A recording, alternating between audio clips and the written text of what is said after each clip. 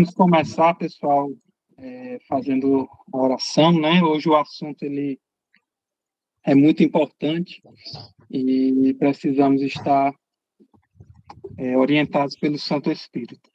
Então, convido a você, da forma como você está, a fechar os olhos para a gente orar ao nosso Deus. Santo e grandioso Deus, te agradecemos, Senhor, por mais essa oportunidade de estarmos aqui reunidos para estudar a Tua Palavra.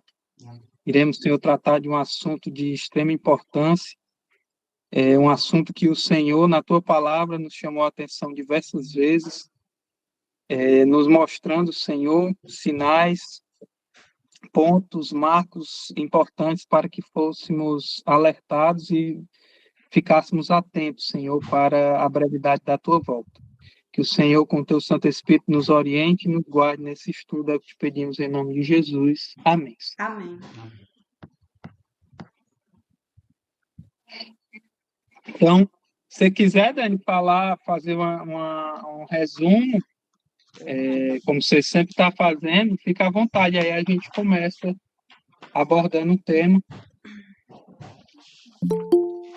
Só repassar um pouco do que a gente já fez até agora, rapidamente, só para a gente lembrar. Pois é, até agora a gente viu, né, como que Deus criou o homem, como Deus criou o mundo, como o pecado, ele entrou no mundo. E semana passada a gente viu, né, como se deu a origem do mal, a questão do plano de salvação. A gente viu que Deus tinha um plano, né, de nos livrar do pecado. E ele já veio, ele já cumpriu esse plano, né, entregando o seu filho Jesus. Jesus já morreu por nós e quando ele ressuscitou, ele disse que viria outra vez. E ele falou também dos sinais que aconteceriam, né, antes de sua vida. E é sobre isso que nós vamos falar hoje. Então, como parte, né, desse plano de salvação, desse plano de redenção que a Dani colocou, parte desse plano é a restauração de todas as coisas, né? Nós vamos ver mais à frente um pouco sobre isso, sobre a nova terra, os novos céus, sobre a volta de Cristo, mas é importante que a gente tenha em mente sempre esse plano, né, que Deus estabeleceu de nos salvar, né, de resolver o problema do pecado, né? Dentro desse processo todo, né, a Bíblia nos fala que é necessário que Jesus retorne, né, mais uma vez a essa terra. Ele já veio uma vez como parte desse plano para pagar o preço, né, pelos nossos pecados, né, e esse preço foi pago com a sua própria vida, né? E enquanto ele esteve aqui, ele prometeu aos seus discípulos, né, que voltaria. Essa promessa a gente encontra, e eu acho que vale a pena a gente ver, né, lá no Evangelho de João. João tem um texto, né, que é específico do Evangelho de João, está lá no capítulo 14, onde Jesus faz essa promessa, né, a promessa do seu retorno. E eu gostaria que o Salatia, se pudesse ler para a gente nesse texto. João 14, de 1 a 3. Se você tiver a sua Bíblia ou um aplicativo, pode abrir nesse texto, Evangelho de João 14, de 1 a 3. Vou ler aqui. Diz assim: Não permitais que o vosso coração se preocupe. Credes em Deus, crede também em mim. Na casa de meu pai há muitos aposentos. Se não fosse assim, eu o teria dito. Portanto, vou preparar-vos lugar. E quando eu me for e vos tiver preparado um lugar, virei de novo e vos levarei para mim, a fim de que onde eu estiver, estejais vós também. Então, essa promessa foi dirigida aí aos discípulos, né? Mas ela é ampliada para todos aqueles que amam a Jesus, né? E que em algum momento da sua vida se entregaram a Ele. né? Jesus prometeu que a sua estada aqui na Terra ela chegaria ao fim, como chegou, né? Ele morreu na cruz, ressuscitou ao terceiro dia, passou ainda alguns dias com os discípulos e voltou para o céu. Mas ele deixou claro que ele iria para o céu para fazer os preparativos, né? Para a sua segunda volta, né? Para a sua segunda vinda. E ele deixa isso muito claro nesse texto que nós acabamos de ler com Salatiel, né? Essa promessa que ele nos fez. E Jesus, sabendo que os seus discípulos iriam ficar muito ansiosos, né? Como ele mesmo começa o texto dizendo, ó, não se turbe, né? Não fiquem ansiosos com relação a isso, né? Creiam em Deus e creiam em mim. Até agora vocês viram que tudo que eu falei, né, se concretizou. Tudo que Deus havia prometido através dos profetas foi cumprido na minha vinda, na minha primeira vinda. Então, tenho a certeza de que acontecerá a segunda vinda, né? Tenho essa certeza. Existe outra passagem onde os discípulos estão com Jesus e eles questionam sobre isso, agora de forma mais enérgica. E eu aconselho vocês que depois desse nosso estudo de hoje, eu aconselho que vocês se detenham a ler esse texto que eu vou falar agora, que é o capítulo 24, né, de Mateus, do Evangelho de Mateus, o primeiro Evangelho. O capítulo 24 de Mateus é exatamente o momento onde Jesus está ali com seus discípulos, né, estavam já em Jerusalém. Jesus estava já há poucos dias de iniciar o seu martírio, né, o processo ali da sua entrega, e eles estavam ali diante do templo, né, admirando o templo, a beleza, a grandiosidade do templo, e os discípulos ali muito absorvidos, né, pela aquela grandiosidade, por tudo aquilo, e agora tendo a Jesus, que era o Messias prometido, do lado deles, eles achavam que Jesus ia tomar posse agora, né, do reino dele, né, ia ser entronizado ali, quem sabe, naquele tempo, como rei de Israel e tudo, e que o jugo, né, de Roma, do Império Romano, que era pesado sobre o povo de Israel, iria acabar. Essa era a mentalidade dos discípulos de Jesus naquele momento. E aí eles, maravilhados com aquilo, Jesus joga ali um balde de água fria, né, na mente deles, nas expectativas que eles tinham. Lá no capítulo 24 de Mateus, no verso 2, né, Jesus diz assim, não estão vendo tudo isso? Mateus 24, verso 2. Não, vocês não estão vendo tudo isso? Em verdade vos digo que não ficará aqui pedra sobre pedra que não seja derrubada. Então, o contexto é esse. Os discípulos esperavam na pessoa de Jesus um Messias rei, porém um rei terreno, um rei terrestre, o rei de Israel, né? Da linhagem de Davi, que viria para acabar com séculos, né, de sofrimento dos judeus, né, do povo de Israel, não só nas mãos dos romanos, mas também de tantos outros povos que subjugaram o povo de Israel, né, como os babilônios, os assírios, os filisteus e tantos outros. E a esperança na mentalidade dos judeus naquela época era de que o Messias seria um líder revolucionário, né, um líder carismático, um líder político, um líder religioso, que iria restaurar tanto a fé do povo, como também o seu status de nação, aqui na Terra. Querendo ou não, aqueles discípulos tinham esse pensamento, né? Eles não, até depois de 3 anos convivendo com Jesus, eles não perceberam que o reino de Cristo não era essa terra, a princípio, né? E mesmo Jesus já tendo falado para eles várias vezes. E eles estavam muito focados nessa terra. E então Jesus ele joga esse balde, né, de água fria, acaba com as expectativas terrenas dos discípulos e diz: olha, esse templo que vocês acham que vai ser a morada, né, do novo rei de Israel e tudo isso, aquilo outro, aqui não vai ficar pedra sobre pedra, isso tudo vai ser destruído, né? E aqui nós temos um dos textos mais interessantes da Bíblia, por isso que eu falei para vocês, depois tirarem um tempinho para vocês lerem em casa, né? Todo o capítulo 24 e o capítulo 25 de Mateus, certo? Porque fala e o 26 também, que já entra na parte da vida de Jesus, mas especificamente da morte de Jesus. Mas especificamente os capítulos 24 e 25 falam sobre Jesus falando sobre os últimos dias da história da Terra, né? Sobre os sinais da sua volta.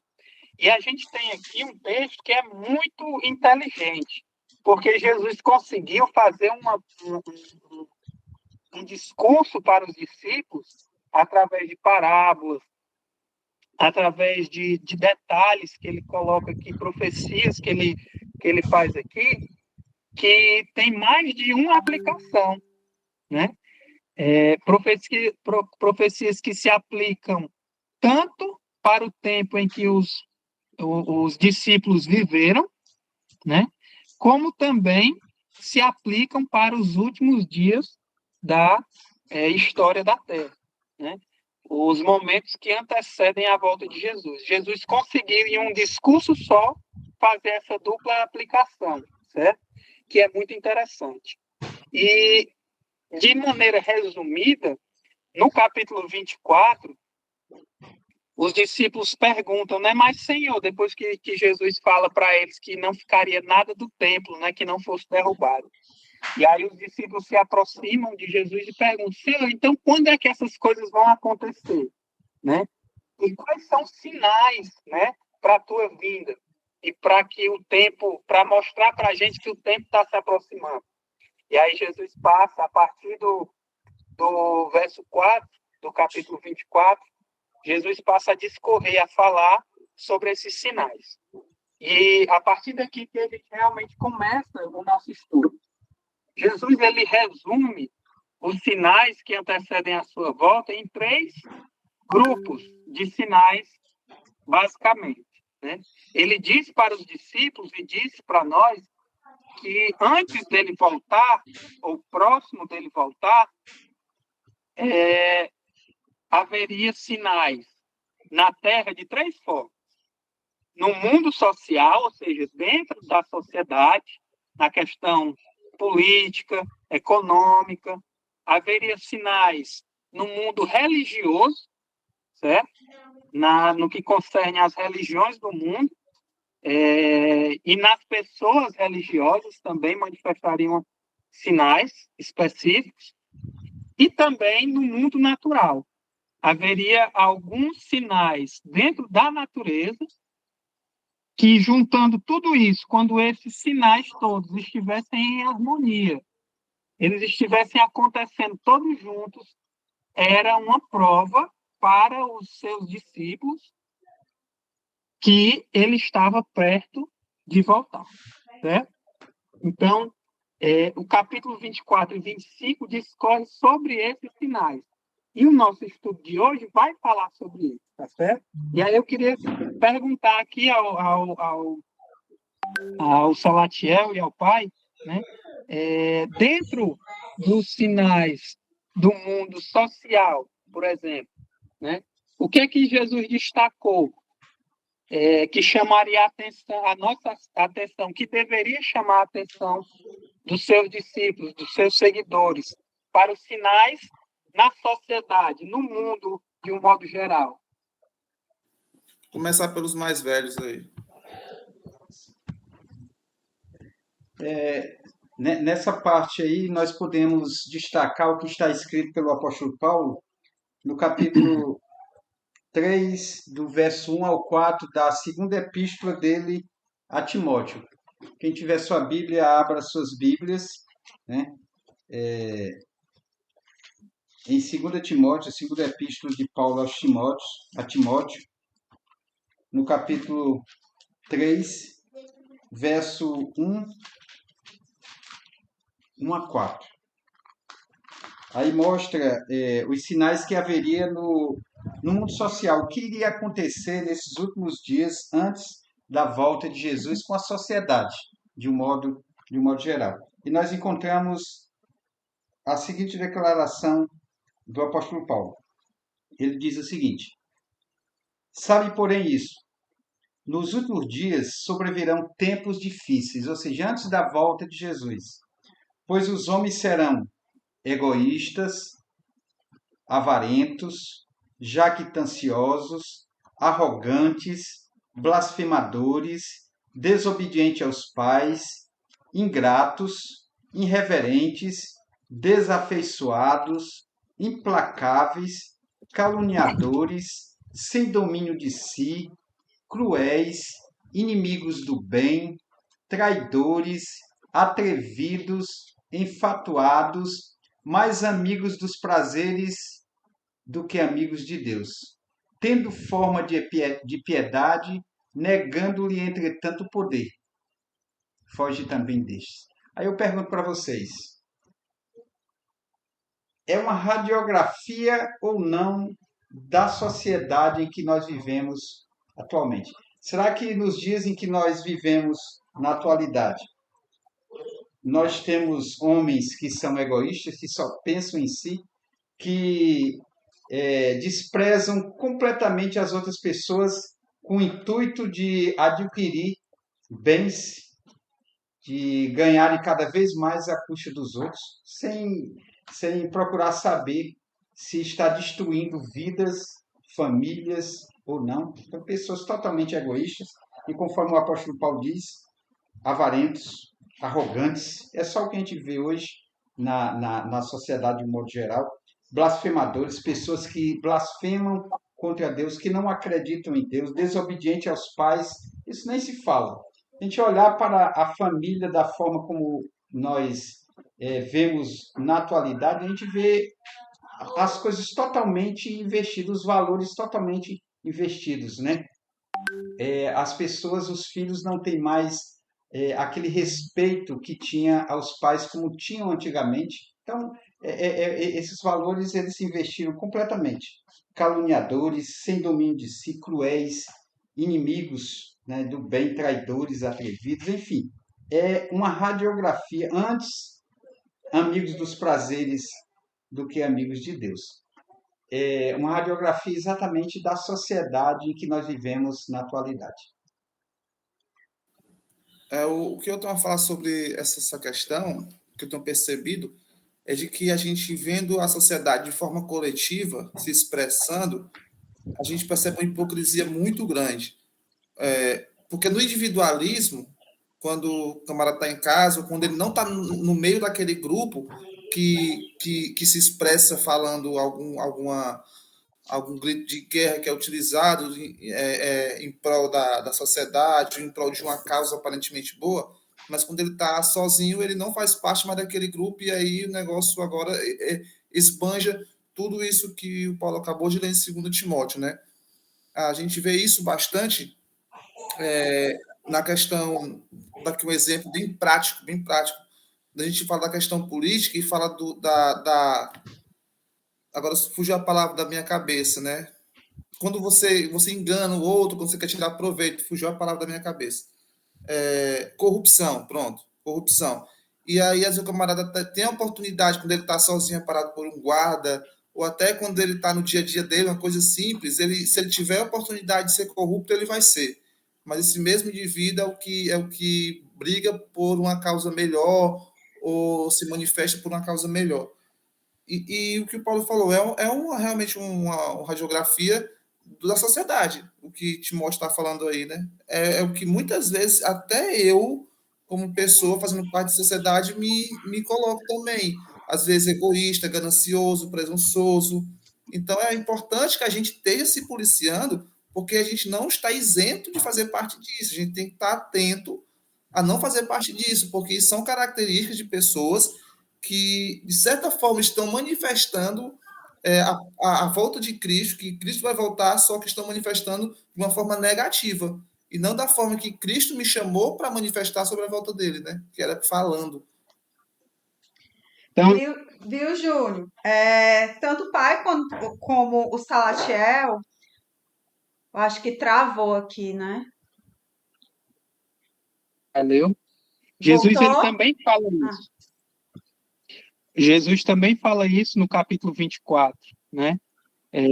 Por exemplo, no verso 10, né?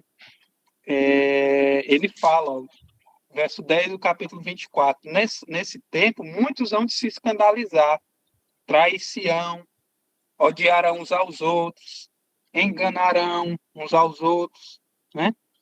E no verso 12 ele diz, e o aumento da maldade, o aumento do pecado, da iniquidade, o amor se esfriará de quase todas as pessoas. Então Jesus coloca isso, deixa isso bem claro. Perto da sua volta, a sociedade vai perder quase que completamente o amor. Tem um videozinho desses que rola nas redes sociais, que já é até um pouco antigo, que eu falo um pouco datado de 2, 3 anos atrás, que o pessoal resgatou de outra forma hoje em dia, que é um rapaz na rua com um papelzinho para colher assinaturas para um abaixo-assinado. E aí ele aborda pessoas e diz, olha, eu estou aqui com essa proposta de abaixo-assinado para a gente combater a morte de papagaios da cara roxa, que eu não sei nem se existe esse tipo de papagaio. Aí ele aborda lá várias pessoas, e todo mundo que ele aborda, ele diz.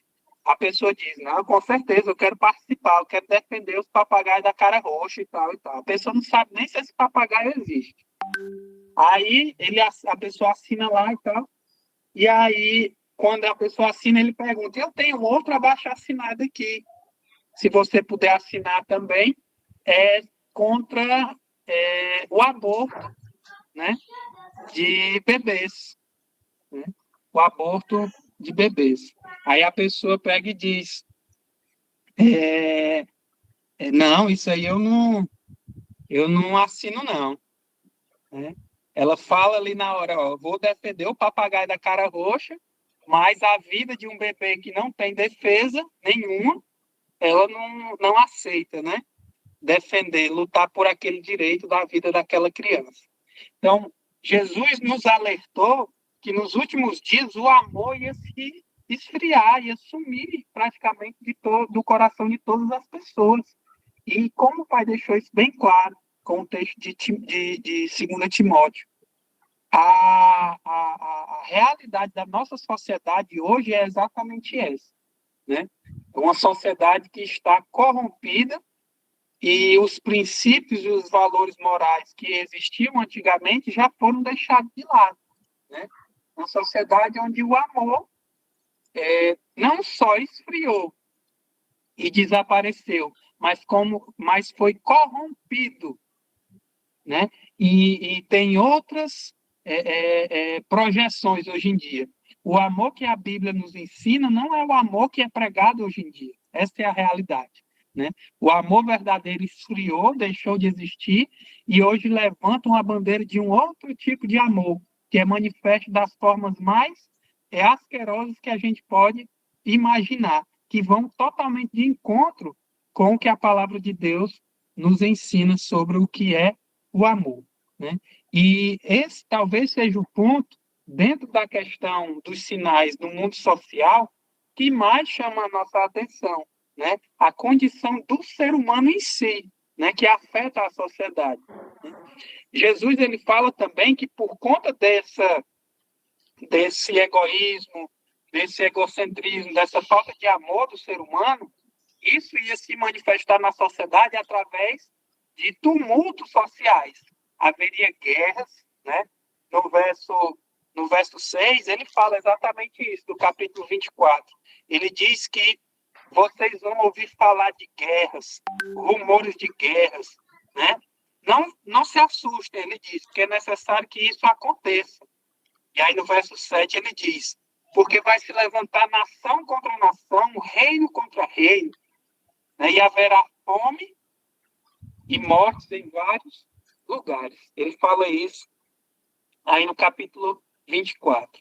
Então, como manifestação, né, dessa falta de amor do ser humano, dessa perda da moralidade, dessa perda de princípios bíblicos cristãos, o ser humano ele ia cair nessa depravação social e também nessa depravação política, vamos dizer assim.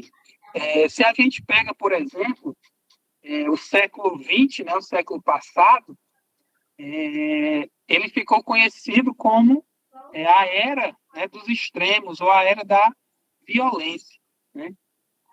Tem um historiador chamado Eric Hobsbawm, que ele fez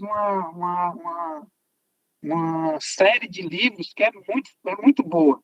Ele vai falando das principais eras, né, do mundo civilizado. E ele tem um livro que fala a Era dos Extremos, que é abordando o século XX. Se a gente parar para pensar, né, que foi o século que nós nascemos, o século XX foi o século mais violento da história humana, né? Entre 1914 e 1945, nós tivemos duas grandes guerras, né? Onde milhões, não só milhares, mas milhões de pessoas morreram, né? Perderam suas vidas de forma violenta dentro desse contexto dessas duas grandes guerras, né? Logo, né, depois da Segunda Grande Guerra, nós tivemos o início da chamada Guerra Fria, né? E das guerras que vieram como consequência dessa disputa, né, entre os Estados Unidos e a União Soviética. Guerra do Vietnã, né? A Guerra do Iraque, todo o conflito que aconteceu ali no Oriente Médio, com relação a Israel, a Palestina, a invasão dos Estados Unidos no Iraque, no Afeganistão. Olha só, em um século só, tanta guerra aconteceu nesse nosso mundo. E, no momento, a gente vive, né, esse contexto, né, de violência no mundo, né? Está acontecendo uma guerra que já dura mais de um ano, né, entre a Rússia e a Ucrânia.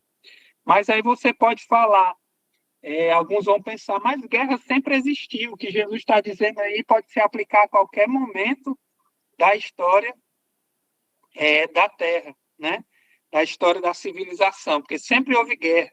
Havia guerra no tempo de Jesus, havia guerra antes dele, e depois dele houve muitas guerras, né? Só que o interessante é que Jesus, sabendo que muitos iam argumentar sobre isso, né, ele falou também, aí nesse seu sermão, e esse texto eu gostaria de ler com vocês, lá no verso 32. Para mim, esse texto é chave para a gente entender os sinais da volta de Jesus. E eu queria que o pai pudesse ler esse texto, Mateus 24, verso 32 e 33. Diz o seguinte: aprendei, pois, a parábola da figueira. Quando já os seus ramos se renovam e as folhas brotam, sabeis que está próximo o verão. Assim também vós, quando virdes essas coisas, sabei que está próximo às portas. Na minha versão aqui, pai, diz assim, no verso 33, assim também vós, quando virdes todas estas coisas, sabeis que está próximo às portas. Ele até fala todas essas coisas. Por que eu fiz questão de já chamar a atenção para esse texto? Exatamente por esse detalhe.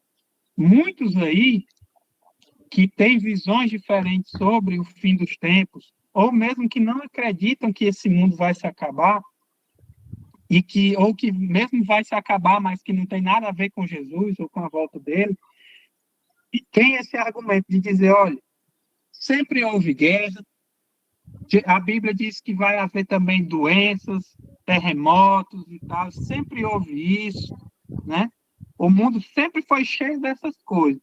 Então, o que Jesus está dizendo aí não pode ser interpretado de maneira literal. A gente tem que interpretar isso como um líder religioso que estava falando ali alguma coisa para agradar ou para dar uma resposta para os seus discípulos. Jesus, sabendo disso, disse, né, falou e nos alertou nesses dois versos, no capítulo 24, 32 e 33. Olha, quando tudo isso estiver acontecendo, assim como uma figueira que expõe suas folhas verdes, que ficam verdes, e começam a aparecer a renovação dos seus ramos, e começam a aparecer os frutos. Você sabe que está chegando o verão?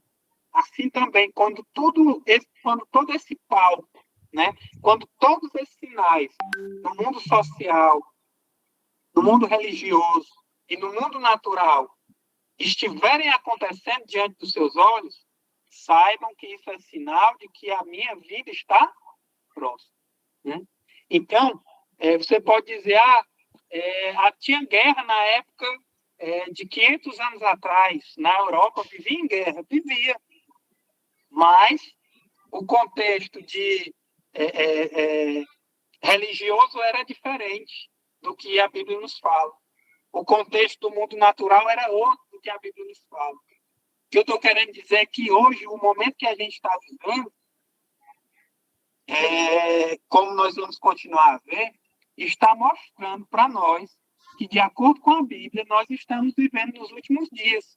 E estamos próximos da volta de Jesus. Porque tudo que Jesus disse que iria acontecer antes da sua volta está acontecendo ao nosso redor. O problema é que muitos não veem isso. E não veem porque não conhecem, não sabem desses sinais. Né? E nós estamos aqui exatamente para mostrar o que a Bíblia nos fala sobre isso. E agora eu queria perguntar ao Salatiel. A gente falou aqui das guerras, falou da questão social, dos conflitos que existem, né, que Jesus disse que existiam no meio do povo, e que seriam sinais da volta de Jesus. Né? Mas ele falou também que haveria sinais no mundo físico, no mundo natural. E que sinais são esses, Salatiel? Ótimo, perfeito. Não está vindo na minha cabeça aqui agora o texto, isso aí o Paulo ele puder já abrir para a gente fazer essa leitura do texto que vai falar sobre essa questão. Pronto. O verso 7 e o verso 29 do capítulo... Mas no final da sua fala, você diz assim, só não vê quem não conhece, né? Quem não conhece ou quem não quer, mesmo sabendo que está disponível ali. E o interessante é que lá no início, quando você começou o estudo, você dá exemplos de alguns discípulos que não entenderam bem ou não se permitiram entender qual era a proposta de Jesus, que não era um libertador civil. O que mais me impressiona é que Jesus, em nenhum momento, ele se deixa, ele permite que a palavra dele seja confusa. Ele sempre foi muito claro. Ele, em si, tudo que ele falava não era para causar dúvida, nem causar essa confusão na cabeça dos discípulos, nem de ninguém. Mas, mesmo assim, uns ou outros ali preferiram entender de forma diferente. Eu falo preferiram, porque com Deus, nosso relacionamento com Deus é assim que funciona. Ele se revela, ele diz qual é a proposta dele, o que é que ele quer, só que muitas vezes a gente olha e diz assim, não, mas seria interessante se fosse dessa forma. Mas Deus nunca falou que seria dessa forma, né? E isso aconteceu com discípulos, como aconteceu, por exemplo, com Judas, que é um dos muito conhecido. Pedro também estava interpretando o negócio de forma errada ali, até certo momento, até ele se arrepender. E às vezes nós fazemos isso também, sabe? Nós fazemos isso. Nós nos colocamos na posição de alguns desses discípulos e queremos entender de forma diferente. A gente busca entender de uma forma que seja mais agradável aos nossos ouvidos e não da forma que verdadeiramente é. Paulo encontrou o texto aí, Paulo? Encontrei, sim. Mateus 24, verso 7 e o verso 29. Diz o seguinte: porquanto se levantaram nação contra nação, reino contra reino, e haverá fomes e terremotos em vários lugares. Aqui é a parte do mundo natural, né? E o verso 29 diz... O verso 29 aqui diz o seguinte: logo em seguida, a tribulação daqueles dias o sol escurecerá, a lua não dará a sua claridade e as estrelas cairão do firmamento. Olha que interessante, né? E o que é mais interessante também é que muitas coisas estão relacionadas umas às outras. A gente faz essa divisão em blocos aqui para ficar didaticamente mais fácil de ser entendido, mas uma coisa está totalmente ligada umas às outras, porque se eu tenho uma sociedade inteira se deturpando, se eu tenho a gente perdendo os valores, o amor pelo próximo e até o amor pela própria criação, consequentemente a natureza ela se manifesta e ela mostra, olha, tá errado o negócio aqui, até chegar ao ponto de às vezes, eu vejo algum discurso de algumas pessoas que é algo bom, não vou dizer que é ruim, a pessoa diz assim, a gente tem que ver porque as coisas estão indo de mal a pior, vamos rever aqui. É importante rever isso, mas a gente tem que entender que, querendo ou não, isso é profecia, né? O que eu tenho que cuidar é ser a melhor pessoa que eu posso ser ao lado de Cristo, mas consciente de que o pior vai acontecer. O pior não para mim, o pior não para eu que quero estar perto de Jesus, mas o pior para quem está fazendo parte da profecia do lado negativo, né?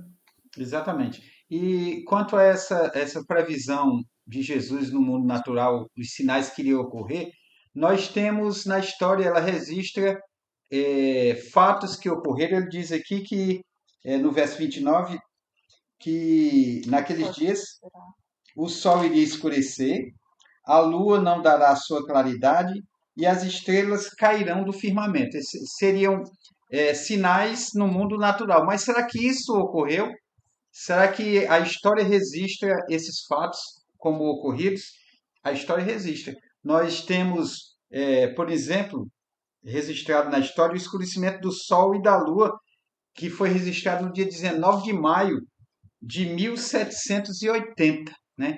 É interessante que ali na Nova Inglaterra, como era conhecido os Estados Unidos até então, diz que naquele dia, nesse dia 19 de maio de 1780, aproximadamente 9 horas do dia, o Sol de repente desapareceu, né? Um eclipse que durou o restante do dia. Você imagina aí. Geralmente nós já tivemos alguns exemplos, eu já tive vários, de eclipse solar, em que aparece, né, ali por pouco tempo e depois ele passa. Mas 9 horas do dia o Sol escureceu, né? E durante o restante do dia não teve mais. A história registra que as galinhas voltaram para o galinheiro e foi um fenômeno totalmente atípico, porque era tão escuro que uma pessoa não conseguia ver outra, assim, numa distância de 1 metro. Muita escuridão, era coisa terrível, né? E na noite daquele mesmo dia, a, a lua não deu a sua claridade, porque ela ficou como uma tocha de fogo no céu. Então, aconteceu esse fenômeno nesse dia. E a história também registra a queda das estrelas. Foi exatamente um fenômeno que aconteceu também ali nos Estados Unidos, até a Península do México, né? A história registra que no dia 13 de novembro de 1833 houve um fenômeno totalmente também atípico, nunca tinha acontecido e nunca aconteceu depois. Uma chuva de meteoros, né, que começou naquela noite e durante toda a noite o dia amanheceu e clareando e ainda, as pessoas ainda continuavam presenciando aquele fenômeno no céu. Muitas pessoas, tanto no escurecimento do Sol como nessa queda de meteoros, as pessoas pensavam que era o fim, que era o fim do mundo, né? Porque é algo totalmente sobrenatural. E esse fato aconteceu também nesse dia, uma chuva de meteoros de larga escala, riscando o céu de todos os lados, né?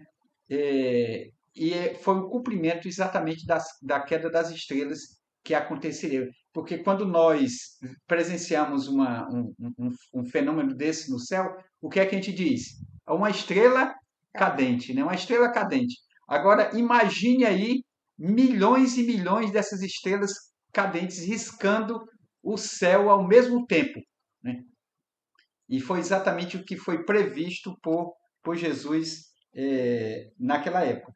Sem falar também dos terremotos. Haverá terremotos em várias partes do mundo. E o século passado, e também esse século que nós já estamos, eles registraram, né, apesar, como o Júnior falou, que sempre houve guerra, também sempre houve terremotos. Né? Sempre houve terremotos na história de toda a história humana. Mas nesse último século, e também no século em que nós estamos vivendo, esses terremotos eles vêm acontecendo assim de uma forma mais intensa, né? Uma intensidade bem maior. E é também cumprimento de fatos que foi previsto por Cristo no mundo natural e que está acontecendo atualmente, aconteceu e está acontecendo.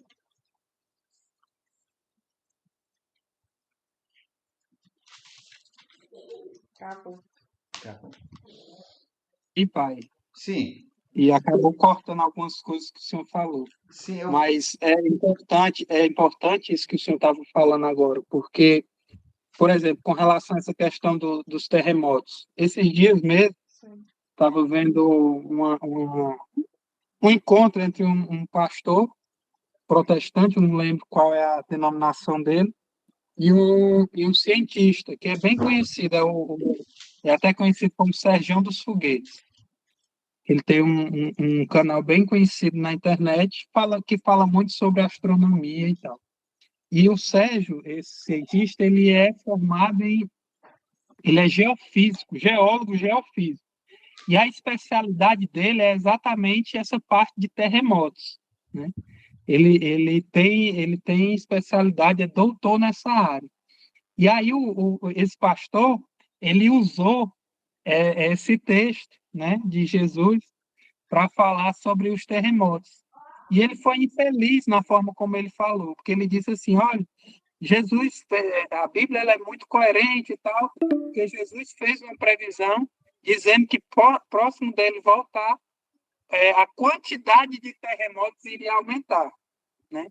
E aí o Sejão pulou lá na hora e disse, não, isso não existe não. Não tem como eu dizer que a quantidade de terremotos hoje é maior do que antigamente. Antes podia existir mais terremotos. Hoje a gente registra muito, porque tem aparelho, tem tudo isso, aquilo outro, que não existia antigamente, mas a Terra ela passa por esses períodos onde tem bastante terremoto e tal, e hoje em dia não existe nenhuma evidência de que os terremotos estejam aumentando. E ele falou isso com propriedade científica, porque era a área dele. Mas o que eu achei interessante foi o fato do pastor, na empolgação, ele ter colocado palavras na boca de Jesus. Porque Jesus, em nenhum momento, diz que o número de terremotos iria aumentar. A Bíblia não fala isso, né? Jesus diz que a gente ia ouvir falar, né? E que haveria fome e terremotos em vários lugares. E olha só, Jesus ele faz até um dueto aí, da fome e dos terremotos, certo? Mais à frente ele fala também da questão de pestes, né, de doenças. O que é que eu estou querendo dizer com isso? Jesus nos alerta que a natureza iria infligir sofrimento ao ser humano. Através de quê? Através de fome, através de doenças, através de desastres naturais, que seria uma maneira, né, de manifestação de que Satanás estaria utilizando a natureza para infligir sofrimento à humanidade. Em nenhum momento Jesus disse que isso iria aumentar, que iria haver mais terremotos. Não. Mas ele disse que isso iria, os que houvessem, né, os terremotos que houvessem, as doenças que houvessem, as fomes que houvessem,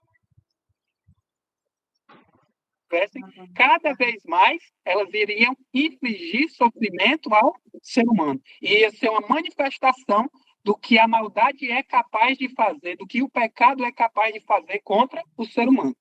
Agora, nessa madrugada mesmo, não sei se vocês estão sabendo, mas aconteceu um terremoto no Marrocos. E só nessa madrugada da madrugada para cá, já foram registradas mais de 1.000 pessoas mortas nesse terremoto lá no Marrocos. Uma coisa que nós nunca vamos esquecer é a epidemia do Covid, né? Quantos milhões de pessoas morreram nesses 3 anos passados, né? De 2019 até 2022, né? Quando é que na nossa condição que nós estávamos vivendo, uma condição tranquila, vamos dizer assim, a gente ia imaginar que de uma hora para outra a nossa vida ia ser transformada e a gente ia viver à mercê do medo de um vírus, né? E tudo isso Jesus já tinha alertado. Olha, próximo da minha volta, tudo isso vai influenciar ainda mais a vida de vocês, né? E por fim, Jesus ele fala, né, de acontecimentos no mundo religioso. E é aqui onde está o X da questão. A gente junta tudo isso.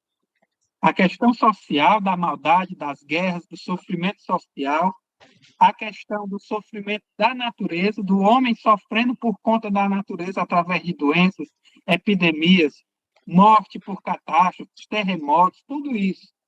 Mas algo também poderoso iria acontecer no meio religioso. E aí Jesus faz para a gente um alerta. Ele diz para a gente o que? Olha, verso 4. Vede, no verso 4 ele fala o seguinte: vede, prestem atenção, que ninguém vos engane. E até o pai falou isso para mim antes. Jesus chama a atenção várias vezes, não é, pai? Exatamente. Ele faz esse... Vede que ninguém vos engane. Por quê? Porque nos últimos dias, em meio a toda essa comoção social, em meio a todo esse sofrimento do mundo natural, com guerra, com doença, com morte de todas as formas, haverá o levantamento e o surgimento, como Jesus falou, de pessoas que viriam no nome dele, dizendo que eram servos dele, discípulos dele, mas que estavam ali para enganar o povo de Deus. No verso 4, verso 5, fala exatamente isso. Ele diz: porque muitos virão em meu nome, dizendo, eu sou até o próprio Cristo, e vão enganar 24. a muitos. Mateus Aí capítulo 24, verso 5. Pode falar. Interessante que se repete, né, no verso 24.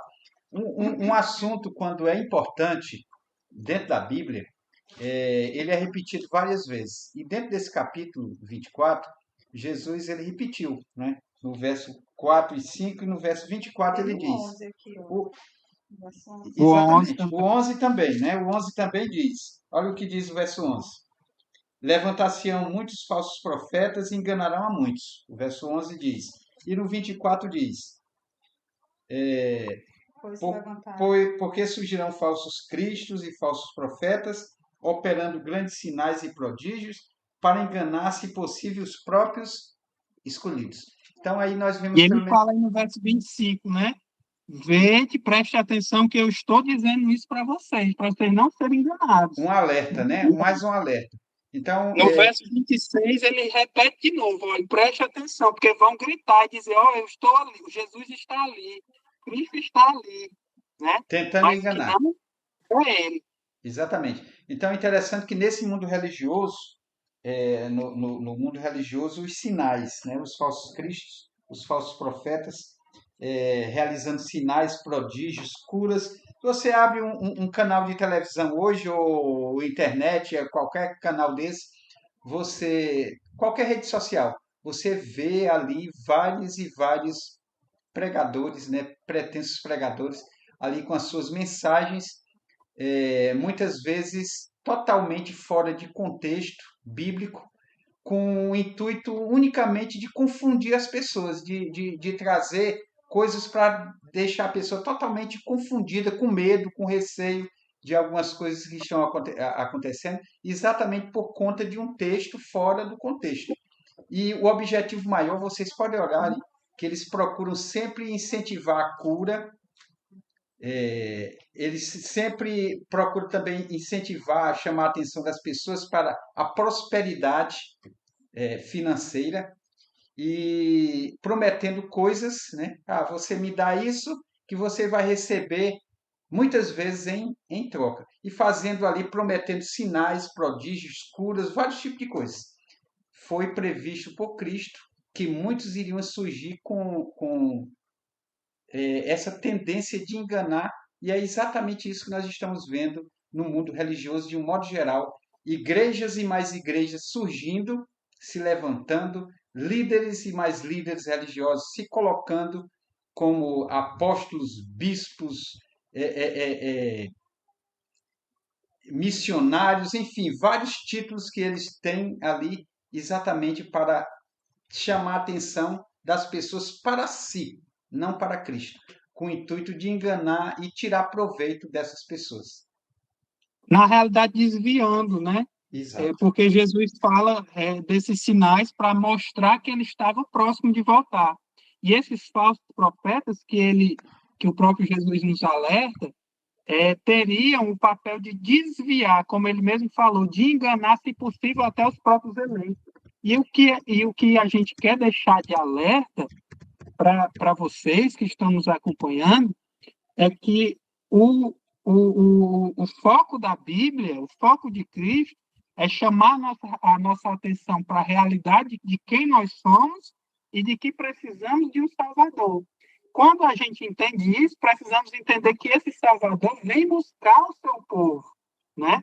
Vem resgatar os seus. E aí Jesus diz, olha, o inimigo ele está querendo que você se perca. Então ele vai enviar pessoas querendo desviar a sua atenção da volta de Cristo, né? Da realidade da volta de Cristo. Então, se você que está nos acompanhando se depara com algum religioso que chega para você e diz, não se preocupe com esse negócio de volta de Jesus, não, porque a gente vai viver um reino de paz aqui na Terra. O que Jesus tem preparado para nós é a restauração desse planeta. Esse planeta vai ser um lugar melhor. Você vai ter prosperidade aqui. O seu lugar é aqui na Terra. Você vai ter riqueza, você vai ter felicidade aqui na Terra. E isso é exatamente esses falsos profetas que Jesus estava alertando. Lá em 2 Pedro, capítulo 2, Pedro diz que o objetivo, a motivação desses falsos profetas é enganar o povo e tirar proveito deles. É a avareza, é juntar dinheiro para si, né? Jesus diz que as pessoas são atraídas para essas pessoas não pelo fato de que elas anunciam a Jesus Cristo e o seu breve retorno, mas elas são atraídas por conta de prosperidade, por conta de sinais, milagres, curas, tudo isso tentando fazer com que as pessoas tenham foco para essa terra e tirem o foco do verdadeiro objetivo, que é alcançar o céu, né? Então, para a gente ir terminando, o nosso objetivo hoje era chamar a atenção de vocês que estão aqui conosco, que Jesus ele deu esse alerta de sinais que deveriam nos preparar. Nenhum desses sinais, pessoal, o próprio Jesus disse, nenhum desses sinais era o sinal definidor de que ele estava voltando, dizendo, se acontecer isso, Jesus volta imediatamente depois. Jesus não falou isso. Ele disse que esses sinais eram uma prova de que ele estava perto de voltar, que o tempo do fim tinha chegado. Então, se a gente olha para o contexto que nós estamos vivendo hoje, sem nem olhar para as outras profecias, só para isso que nós temos aqui no capítulo 24 e 25, a gente pode chegar à conclusão de que estamos vivendo os últimos dias da história da Terra e que esses sinais mostram claramente que ele está perto de voltar. Porque Jesus disse que ninguém sabe o dia e a hora da sua volta, como nós vamos ver no próximo encontro. A gente vai falar sobre isso. Mas que, como servos dele, precisamos estar prontos atentos aos sinais, assim como o agricultor sabe a hora de plantar ou a hora que está, né, e é perto de plantar, a hora de se preparar para plantar, assim nós também, como cristãos, devemos estar preparados, atentos para os sinais de que Cristo está perto de voltar. E esses sinais estão aí diante de nós, né, nos alertando, nos chamando a atenção a todo momento. Acho que a gente já pode, né? Só falta 2 minutos. E finalizando, né? Semana que vem, querendo ou não, a gente vai entrar mais a fundo nesse tema, quando a gente for abordar sobre a volta de Jesus. Esse é um tema que enche o nosso coração, porque a gente sabe que Deus ele já cumpriu várias de suas promessas, né? E essa é mais uma promessa que ele cumpre, né? Que ele está cumprindo, de que ele vai voltar e muito em breve, né? Nós teremos aí, se Deus quiser, a oportunidade de vê-lo face a face. Eu desejo muito viver a eternidade com Cristo e eu acredito que você também deseja sair desse mundo cheio de dor, cheio de miséria e viver a perfeição que Cristo criou para nós, né? Antes de iniciar a oração, eu queria agradecer a presença daqueles que puderam estar aqui conosco e pedir já que você compartilhe nessa ideia, esse estudo bíblico, para que outras pessoas também possam ter a oportunidade de conhecer mais do amor grandioso de Deus por nós. Vamos orar? Oremos. Senhor Deus e Pai que estás nos céus, nós te agradecemos, Senhor, pela oportunidade que tivemos aqui de estudar a tua palavra, de estudar os sinais que irão acontecer antes da tua volta. Senhor, nos prepara dia após dia para a tua volta, para que possamos viver a eternidade contigo. Nos dá uma semana na tua santa companhia. Abençoa a nossa vida de forma poderosa, sempre colocando na nossa mente de que o Senhor tem cuidado